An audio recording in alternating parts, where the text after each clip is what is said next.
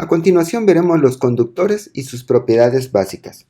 Antes de empezar, quisiera hacer énfasis en que cuando nosotros tenemos los átomos, hay electrones que están fuertemente ligados a los átomos. Por ejemplo, el hidrógeno. Tenemos un protón en el núcleo y el electrón orbitando alrededor de él. Este electrón se dice que está ligado y está fuertemente amarrado a este núcleo. Cuando nosotros tenemos los aislantes, en todos los aislantes pasa esto, es decir, todos los átomos que componen a un aislante, en realidad los electrones están amarrados a su capa. En los conductores resulta que existen algunos electrones, los cuales son libres de moverse. Estos electrones son electrones libres y no están ligados al átomo. Estos electrones tienen la propiedad de moverse a través de un conductor. ¿Por qué a través de un conductor? Sí, porque recordemos que la banda de valencia y la banda de conductor están pegadas. Sin embargo, la banda de valencia y la banda de conducción hay un pequeño gap. Por eso es que en los aislantes los electrones no pueden moverse libremente, mientras que en un conductor los electrones pueden moverse libremente. Básicamente es por esta razón. La banda de valencia está pegada a la banda de conducción.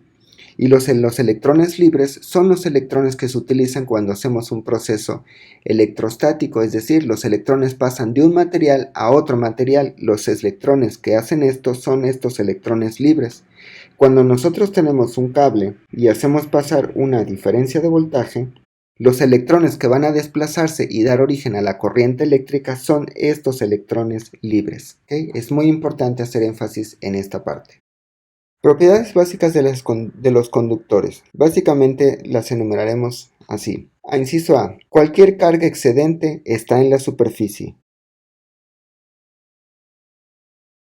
Básicamente, las cargas se van a la superficie por el principio de conservación de la energía. La idea es que si tenemos un conductor de forma suave, regular, entonces cuando nosotros colocamos carga suponiendo que estos puntitos sean electrones, entonces cuando nosotros colocamos carga van a sentir una fuerza eléctrica de repulsión entre ellas, de todos contra todos. Entonces lo que va a pasar es que como va a estar presente la fuerza de Coulomb, por lo tanto esta fuerza va a dar origen a un trabajo, y como consecuencia de ese trabajo va a haber un gasto de energía interna, porque el conductor va a gastar energía por mantener la carga ahí, porque siempre va a estar presente las fuerzas de Coulomb y el sistema no va a estar en equilibrio. Entonces, ¿qué es lo que tiene que hacer el conductor para minimizar la energía? Básicamente lo que hace es que las cargas las empuja hacia la superficie y entonces por lo tanto las cargas están lo más lejos posibles una de otra. Recordemos que la fuerza de Coulomb, vista en forma escalar, simplemente sería carga 1 por carga 2 entre r cuadrado, y esta distancia es lo único que se puede modificar dado que todo este término de aquí es constante. Por eso es que entonces la distancia entre las cargas tiende a maximizarse siempre que las cargas estén en la superficie, puesto que es lo único que pueden variar. Dado esto, entonces lo que pasa es que la suma de todas las fuerzas totales, que sería la suma de cada una de las fuerzas individuales de Coulomb que existen en el sistema, tienden a ser cero, es decir, el sistema está en equilibrio. Y como el sistema está en equilibrio, por lo tanto, pues el trabajo también es cero. Y como el trabajo es cero, por lo tanto, la energía interna también es cero. Entonces el sistema no gasta energía por el hecho de que los electrones estén viviendo en la superficie. Por eso es que cualquier carga en excedente en un conductor se tiene que ir a la superficie. Inciso B. La densidad volumétrica en el interior es cero. ¿Por qué pasa esto? Nuevamente, si tenemos este conductor y nosotros hacemos una superficie gaussiana en el interior de él, lo que va a pasar es que la carga excedente está afuera de esta superficie gaussiana. Recordemos de la ley de Gauss que lo que tenemos es esta expresión. Entonces, por lo tanto, lo que tenemos es ρ es igual a epsilon 0. Entonces, lo que va a pasar es que como toda la carga está afuera, entonces por lo tanto no vamos a tener ninguna carga en el interior. Por eso es que la densidad volumétrica en el interior de un conductor siempre será cero. Y de esta expresión de la ley de Gauss se desprende la tercera propiedad de un conductor, El campo eléctrico en el interior de un conductor es cero, y esto lo podemos ver simplemente de la ley de Gauss. Por el hecho de que ρ es igual a cero, esto básicamente implica que el campo eléctrico en el interior tiene que ser cero. Entonces, si nosotros analizamos el conductor, básicamente lo que vamos a tener es que tenemos carga y la carga va a vivir en su superficie. Por lo tanto, no va a haber existir un campo eléctrico tangencial. Lo que vamos a tener es que el campo es perpendicular a la superficie del conductor. ¿Por qué básicamente va a pasar esto? Si tenemos el conductor y tenemos electrones en la superficie, entonces los electrones no van a ejercer fuerzas tangenciales. ¿Por qué no? Porque de lo contrario existiría una fuerza, por lo tanto existiría un trabajo y el sistema gastaría energía interna del sistema.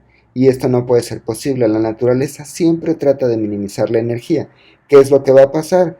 Las fuerzas tangenciales son cero. Recordemos que si la fuerza es igual a cero, entonces recordemos también la relación que existe entre la fuerza y el campo. Entonces esto también implicaría que el campo tangencial es igual a cero, ¿sí? Entonces no puede existir un campo tangencial. El campo solamente es perpendicular a la superficie. Es decir, el campo eléctrico en la superficie de un conductor siempre es normal a su superficie. Finalmente, un conductor es una superficie equipotencial. ¿Qué significa equipotencial? Que tiene exactamente el mismo valor. Supongamos que tenemos este conductor acá arriba y tenemos dos puntos dentro del A y B. Si dos puntos dentro del conductor o en la superficie tienen potenciales diferentes, entonces por lo tanto lo que nos va a quedar es que phi en B menos phi en A, nosotros podemos calcular el campo eléctrico de A a B, de E punto dl. Pero en este caso, nosotros sabemos que el campo en el interior es cero. Entonces, básicamente esto es cero y lo que implica es que el potencial en cualquier punto dentro del conductor tiene que ser exactamente el mismo. Por lo tanto, cualquier punto dentro del conductor y en la superficie son superficies equipotenciales, es decir, tienen exactamente el mismo valor de potencial adentro que en la superficie. Si nosotros pudiéramos graficar lo anterior, básicamente lo que tendríamos es que si aquí es suponiendo que tenemos un conductor esférico, entonces lo que tendríamos es que la gráfica del potencial contra la distancia aquí se mantendría constante y una vez que estamos en la superficie, el potencial decae como 1 sobre R. Y finalmente, si nosotros tenemos un conductor y este conductor está en presencia de un campo eléctrico externo, recordemos que el campo eléctrico externo es de positivo a negativo. Entonces lo que va a pasar en el conductor es que si este está neutro, entonces la carga negativa se va a empezar a pegar de este lado.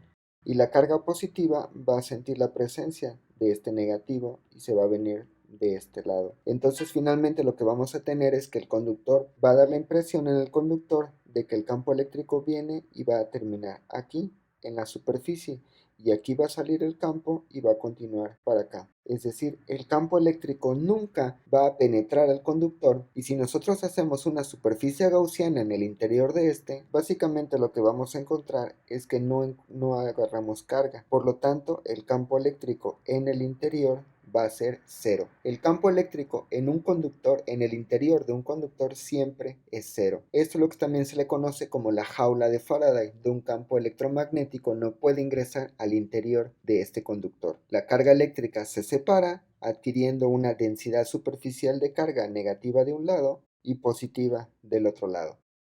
Ejemplo, una esfera metálica de radio R tiene una carga Q y se encuentra rodeada por un cascarón metálico grueso. Inciso A, determina la densidad superficial de carga sigma en R, en A y en B. Bueno, para empezar recordemos algo bien importante. Nos dicen que es una esfera metálica. Esto lo que significa es que la esfera es un conductor y por lo tanto cuando le ponemos la carga se va a ir a la superficie. Y también el cascarón es metálico. Entonces esto significa que también la carga que va a estar se va a ir a la superficie y por lo tanto recordemos también que de lo que acabamos de ver anteriormente, el campo eléctrico dentro de un conductor siempre es igual a cero. Entonces por lo tanto esta carga Q en realidad va a vivir aquí el cascarón es neutro, entonces va a tener una carga menos Q aquí y una carga más Q acá. La densidad superficial, recordemos que sigma simplemente es carga sobre área. Por lo tanto, sigma en R simplemente vamos a tener que es la carga Q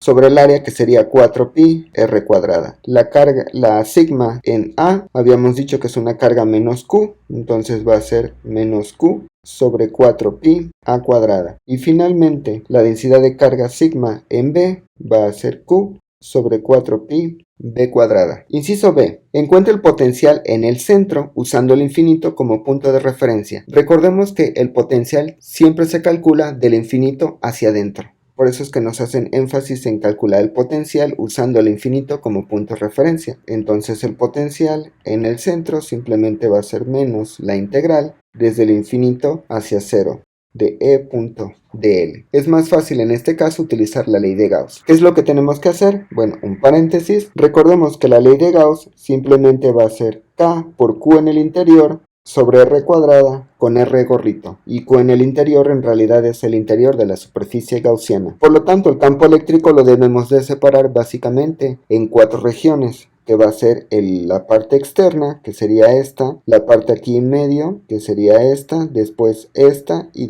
finalmente la parte de hasta adentro. 4 regiones. Entonces el potencial en el origen simplemente será menos, sería la integral desde el infinito a B por el campo, menos la integral de B a A en la segunda región por el campo eléctrico de esa región, menos la integral por el campo eléctrico, menos finalmente.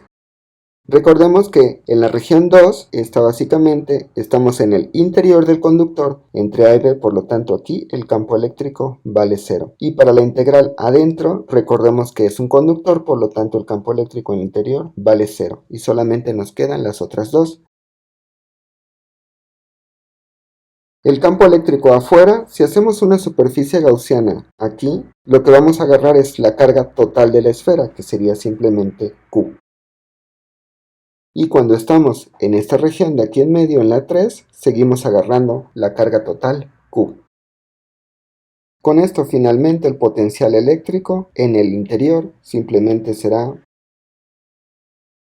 y listo.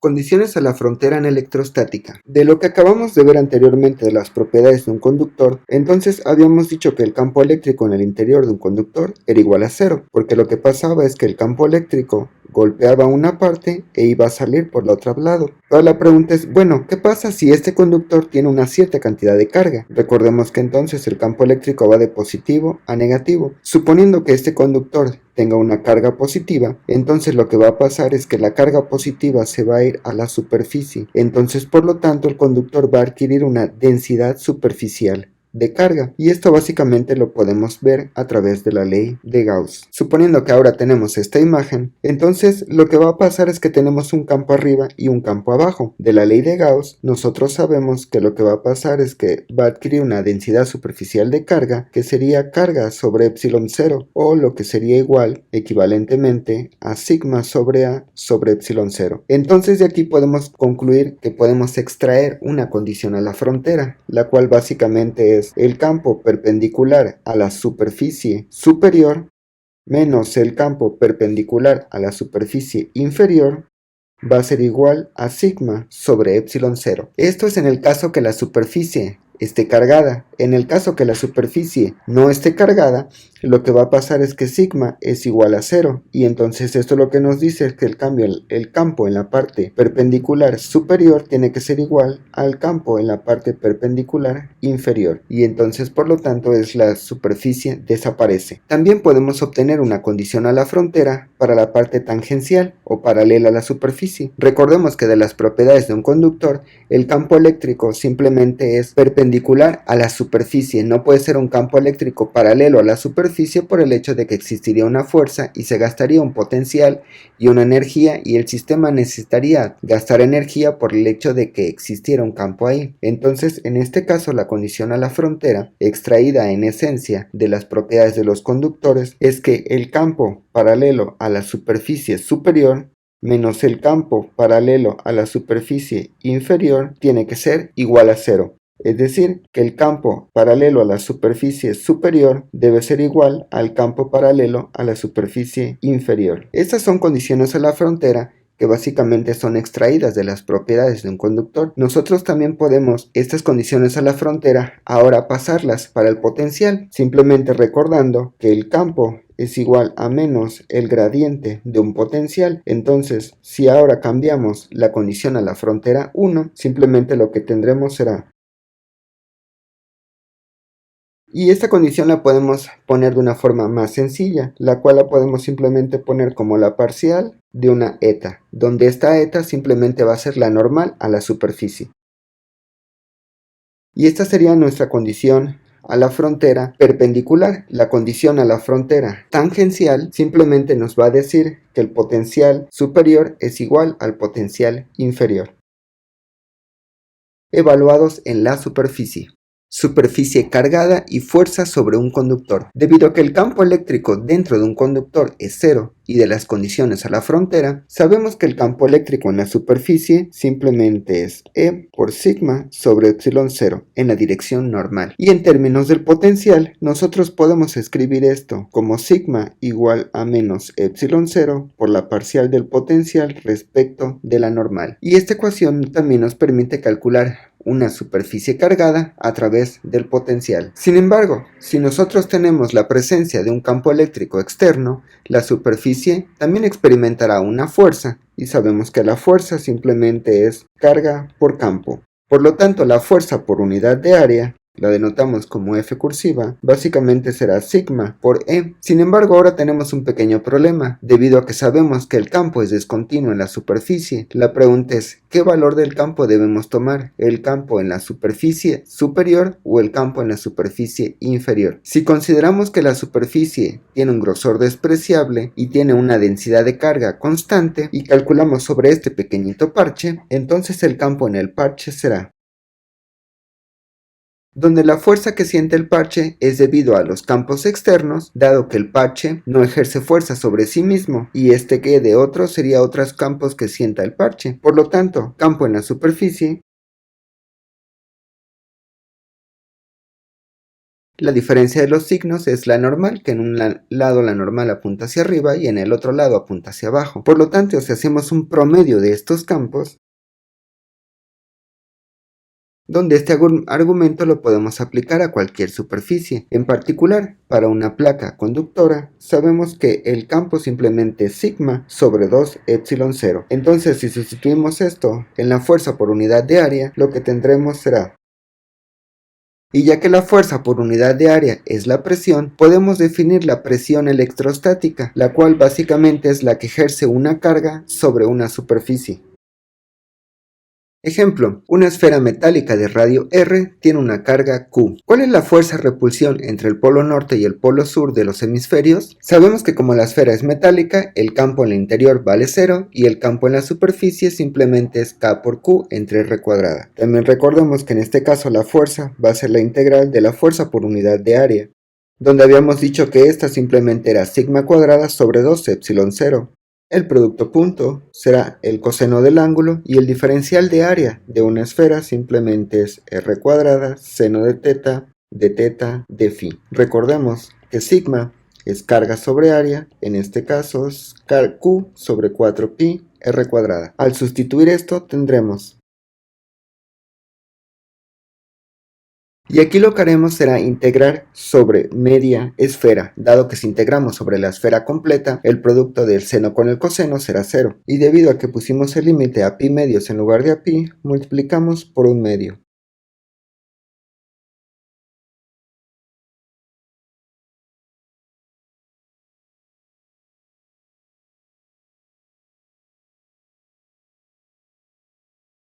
Los capacitores.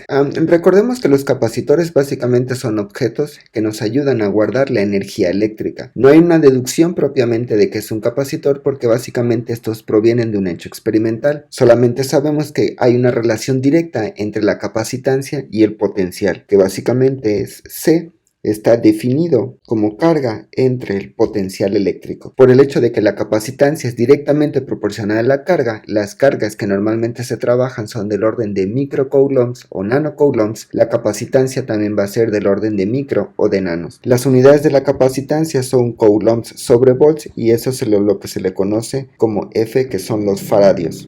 Esto en honor a Michael Faraday, uno de los pioneros de la electricidad y el magnetismo. El único detalle es que para poder calcular la capacitancia, primero hay que calcular el potencial. Normalmente el potencial siempre lo vamos a calcular a través de la ley de Gauss, porque recordemos que los capacitores siempre están definidos como dos placas, ya sean paralelas, esféricas, cilíndricas, y una de estas placas tiene carga positiva y la otra placa tiene carga negativa. Cuando hablamos de la carga de un capacitor nos referimos a que si tiene por ejemplo 2 microfaradios es el interior del capacitor, y si tiene una carga de 2 nanocoulombs, en cada placa va a haber una carga de 2 nanocoulombs positiva de un lado y 2 nanocoulombs negativa del otro lado. Recordemos también que la capacitancia está definida positiva, solamente está definida positiva. Vamos a hacer un ejemplo para determinar la capacitancia de un objeto, y también recordemos que la capacitancia está definida en términos de la geometría.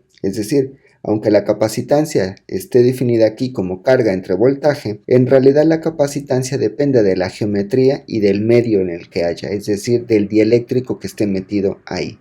Ejemplo, determina la capacitancia por unidad de longitud de dos tubos cilíndricos coaxiales metálicos de radio A y B, donde A es menor que B. Bueno, lo que queremos es la capacitancia, que habíamos dicho básicamente que es carga sobre el potencial eléctrico. En este caso, debido a la simetría, es más sencillo calcular el potencial a través del campo, simplemente haciendo una ley de Gauss. Como queremos la capacitancia, que es en esencia en medio de los dos placas metálicas, entonces hagamos simplemente la ley de Gauss en esa región, la cual básicamente estaríamos abarcando este pedazo que está aquí. Recordemos que la carga en el interior que vamos a estar agarrando será Q positiva, entonces esto lo podemos poner como Q sobre epsilon 0. De las propiedades de la ley de Gauss, el campo va a ser constante en la superficie gaussiana, el área va a ser el área solamente del cascarón cilíndrico, que sería 2πrl.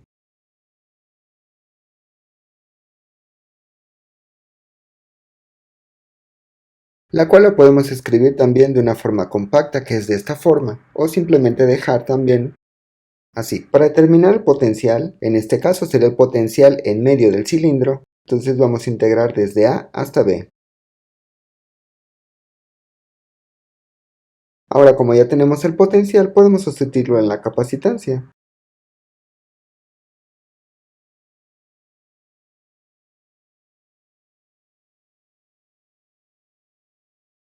Y listo, tenemos la capacitancia de un capacitor cilíndrico. Aquí nada más quiero hacer énfasis, lo que comentaba hace un momento, la capacitancia básicamente depende de la geometría, en este caso de los radios y de la longitud del capacitor. Y algo también muy importante es la capacitancia es directamente proporcional a la permitividad del vacío, en este caso, porque lo hice en el vacío, pero en realidad ese epsilon 0 debería de jugar el papel del medio dieléctrico. Si nosotros queremos incrementar la capacitancia de un mismo capacitor, lo que debemos hacer es incrementar el dieléctrico, simplemente quitar el vacío y reemplazarlo por agua, por aceite o por algún mejor dieléctrico. Trabajo al cargar el capacitor. Recordemos que básicamente un capacitor, si lo vemos como un capacitor de placas paralelas, es una placa que va a estar básicamente cuando está descargado, es que una placa tiene tanto electrones como huecos distribuidos homogéneamente, y del otro lado igual, tiene tanto electrones como huecos. Lo que hacemos al cargar el capacitor básicamente es reordenar esta carga. Entonces de un lado vamos a tener todos los electrones y del otro lado vamos a tener todos los huecos. Y aquí en medio lo que sería el material dieléctrico. Cuando nosotros ponemos nuestro dispositivo, ya sea nuestro celular, tablet o computadora, lo que va a pasar es que los electrones van a pasar de un lado y se van a ir para el otro lado, y los huecos van a viajar de un lado hacia el otro lado, dando al final una carga cero, y nuestro dispositivo no va a funcionar, que es como la imagen que teníamos al principio. Entonces, en este proceso de carga, la idea es que básicamente partimos desde una carga inicial 0 y el capacitor termina con una carga final Q. Recordemos que matemáticamente habíamos visto que el trabajo es igual a la carga por el potencial. En este caso estoy incrementando el trabajo poco a poco y estoy incrementando la carga poco a poco. Por lo tanto, podemos poner simplemente la diferencial del trabajo por el potencial por la diferencial de carga. Recordemos que habíamos dicho que la capacitancia está definida positiva y que simplemente es carga sobre potencial. Entonces, en este caso podemos despejar el potencial y escribirlo simplemente de esta forma. Cuando lo sustituimos, entonces podemos reescribir el trabajo simplemente como carga. Como habíamos mencionado, estamos realizando un trabajo y queremos calcular el trabajo total. Entonces, integrando, lo que tendremos es que el trabajo total va a ser simplemente el llevar a la carga desde una carga inicial 0 hasta una carga final Q. Y esto lo que nos da es un Q cuadrado sobre 2C. Por lo tanto, el trabajo para poder cargar un capacitor lo podemos definir simplemente como Q cuadrada sobre 2C, o ocupando la relación que existe entre carga, capacitancia y voltaje, entonces podemos también expresarlo. Y esta es una relación muy sencilla que existe para poder determinar el trabajo al cargar un capacitor.